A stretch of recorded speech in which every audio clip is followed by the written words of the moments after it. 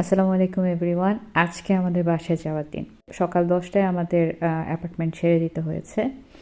আমরা কোনো রকম জাস্ট রেডি হয়ে সব কিছু আইসু, গাড়িতে তুলে রওনা দিয়ে দিয়েছি। আমরা আমরা বাসায় যখন বের যাচ্ছি। হয়েছি এত ইয়ে বেশি পরিমাণে ঠান্ডা ছিল আমাদের, পুরো গাড়িটা বরফে জমেছিল। আপনারা শুরুতে দেখেই বুঝেছেন গ্লাসে পুরো বরফ ক্রিস্টাল হয়েছিল। পরবর্তীতে অনেকক্ষণ গাড়ির হিটার ছেড়ে রাখার পরে গ্লাসগুলো ক্লিয়ার হয়েছে।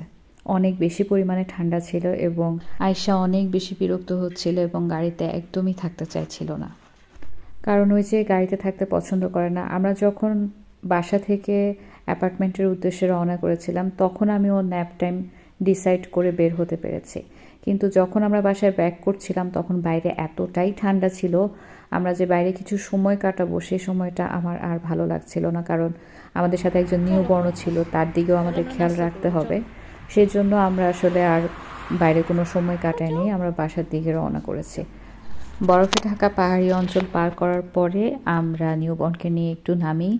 আয়শাকেও একটা ব্রেক দেওয়ার চেষ্টা করেছি আর আমরা একটু নাস্তা করে নিয়েছি। আয়শা যে একদম খেলে না গাড়ির মধ্যে তা না, আসলে প্রায় 1.5 থেকে 2 ঘন্টা এই সময়টা ওর জন্য অনেক বোরিং হয়ে যায়। খেলনা দিয়ে আর কতক্ষণ খেলতে ভালো লাগে।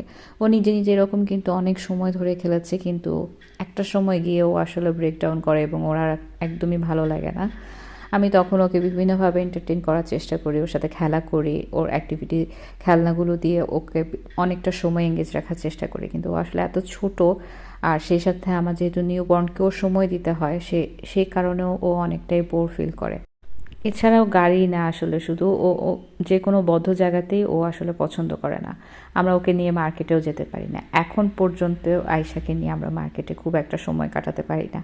মার্কেটে গেলে খুব বেশি হলে 15 থেকে 20 মিনিটও ভালো থাকে, এরপরে ও আর পছন্দ করে না।